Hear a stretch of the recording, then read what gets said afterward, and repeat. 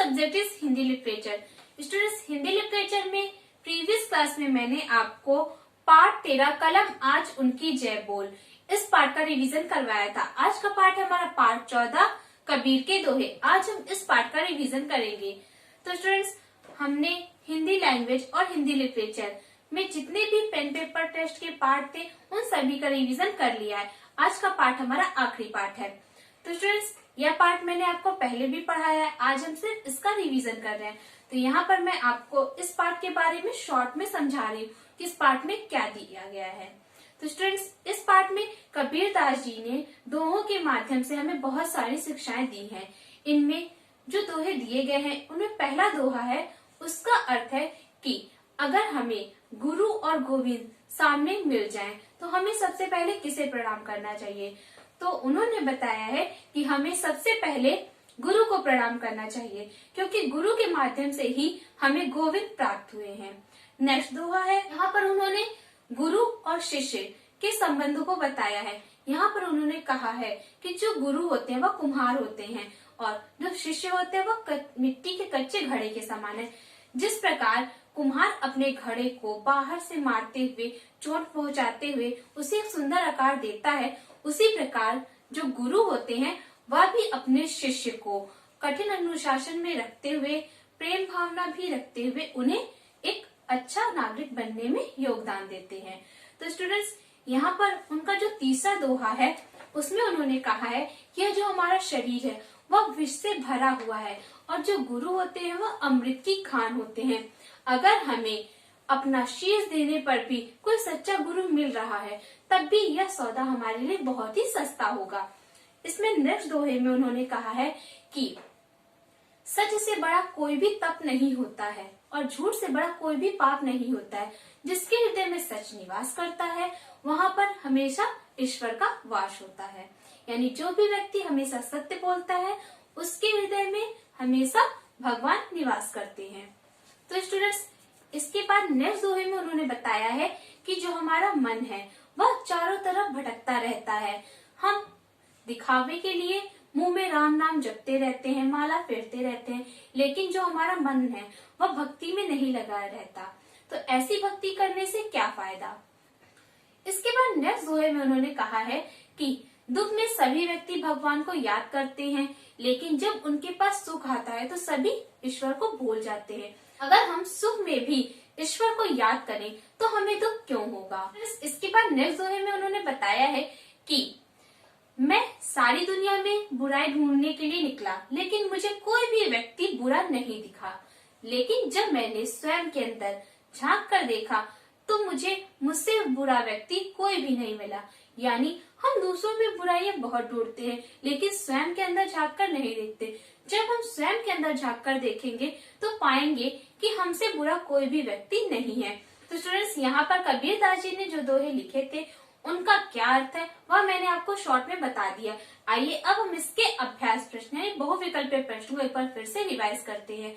Then उसके बाद हम इसके लिखित प्रश्नों को भी रिवाइज करेंगे। स्टूडेंट्स, आपका पहला बहुविकल्पीय प्रश्न है, कबीर गुरु और भगवान में से किसे श्रेष्ठ मानते हैं। तो इसका राइट आंसर है आपका का, गुरु को। नेक्स्ट है दूसरा, गुरु को कबीर किसके समान बताते हैं। तो यहाँ पर इसका राइट आंसर है आपका खा, कुम्हार। तीसरा है आपका अमृत की खान किसे कहा गया है। इसका उत्तर आपका गा, गुरु। नेक्स्ट प्रश्न आपका चौथा, किसके बराबर कोई पाप नहीं है। इसका राइट आंसर आपका खा, झूठ। नेक्स्ट है पांचवा, कबीर को बुरा ढूंढने के क्रम में क्या मिला। तो इसका राइट आंसर होगा आपका घा, कबीर स्वयं को सबसे बुरा पाते हैं। तो स्टूडेंट्स, इसके बाद नेक्स्ट प्रश्न आपका मौखिक प्रश्न। तो इनके उत्तर मैंने आपको पहले ही बताया, तो इन्हें आप स्वयं ही पढ़ लीजिएगा। नेक्स्ट प्रश्न है आपका खा, नीचे दिए गए प्रश्नों के उत्तर लिखो। यहाँ पर पहला प्रश्न है आपका, कबीर ने गुरु को गोविंद से बड़ा क्यों बतलाया है। तो स्टूडेंट्स, इस प्रश्न का उत्तर है, कबीर ने गुरु को गोविंद से बड़ा इसलिए बताया है क्योंकि गुरु ही हमें गोविंद यानी भगवान से मिलाते हैं। अगर गुरु ना होते तो हमें भगवान के बारे में पता नहीं चलता। नेक्स्ट प्रश्न है आपका, गुरु शिष्य का विकास किस प्रकार करता है। तो इसका आंसर है, गुरु शिष्य की बुराइयों को दूर करके शिष्य का विकास करता है। नेक्स्ट है आपका तीसरा, सच को तप और झूठ को पाप क्यों कहा गया है।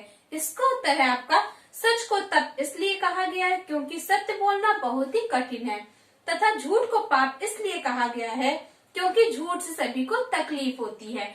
नेक्स्ट प्रश्न है आपका, ईश्वर का स्मरण करने के लिए क्या आवश्यक है? तो इस प्रश्न का उत्तर है ईश्वर का स्मरण करने के लिए मन में ईश्वर के प्रति श्रद्धा और विश्वास आवश्यक है। इसके बाद नेक्स्ट प्रश्न है आपका, क्या करने पर हमें दुख नहीं होगा? तो इस प्रश्न का उत्तर है सुख में ईश्वर का स्मरण करने पर हमें दुख नहीं होगा। नेक्स्ट है आपका, लोग बुराई कहाँ ढूंढते हैं, अंत में बुराई कहाँ मिलती है? तो इस प्रश्न का उत्तर है आपका लोग बुराई दूसरों में ढूंढते हैं, अंत में बुराई स्वयं के अंदर मिलती है। तो स्टूडेंट्स ये थे इन प्रश्नों के उत्तर। तो इन्हें आपको अच्छे से याद करना है। याद करने के बाद इन्हें आपको लिख कर देखना है कि आपको इनके उत्तर आ रहे हैं या नहीं। तो स्टूडेंट्स इस पार्ट में जितने भी अभ्यास प्रश्न हैं, यानी खाली जगह, सही गलत, जो भी इस पार्ट में है वह सभी आपको तैयार करना है, कुछ भी आपको छोड़ना नहीं है। इस पार्ट में जो दोहे दिए गए हैं, एग्जाम में आपको इन दोहों के अर्थ लिखने के लिए भी आ सकता है, इसलिए आप इन दोहों को अच्छे से पढ़ लीजिएगा और इनके अर्थ को भी अच्छे से समझ लीजिएगा। तो स्टूडेंट्स पार्ट को समझने के बाद आइए अब हम आते हैं रिवीजन क्लास वर्क पर। तो स्टूडेंट्स रिवीजन क्लास वर्क को आपको अपनी होमवर्क कॉपी में रिवीजन क्लास वर्क डालकर लिखना है। यहाँ पर आपका पहला प्रश्न है, निम्न शब्दों के अर्थ लिखिए। सुमिरन, काढ़े, सहार, दिसी, साँझ। तो आपको इन शब्दों के अर्थ लिखने हैं। नेक्स्ट प्रश्न है आपका दूसरा, निम्न के उत्तर एक शब्द में दीजिए। तो यहाँ पर जो मैंने प्रश्न दिए हैं उनके आपको उत्तर एक शब्द में लिखना है। इसका है पहला प्रश्न, लोग बुराई कहाँ ढूंढते हैं। दूसरा प्रश्न है, ईश्वर किसके हृदय में निवास करता है। तीसरा प्रश्न है आपका, गुरु को कबीर किसके समान बताते हैं। चौथा है आपका, अमृत की खान किसे कहा गया है। तो स्टूडेंट्स इन चारों प्रश्नों के उत्तर आपको एक शब्द में देना है। इसके बाद तीसरा प्रश्न है इसमें आपका, कबीर दास जी का एक दोहा लिखिए। तो यहाँ पर आपको कबीर दास जी के बहुत सारे दोहे मिलेंगे, तो इनमें से कोई एक दोहा आपको लिखना है जो आपको याद हो। तो स्टूडेंट्स आपको एक दोहा अच्छे से राइट करना है। तो स्टूडेंट्स यह है आपका आज का क्लास वर्क। होमवर्क आपको ग्रुप में मिल जाएगा।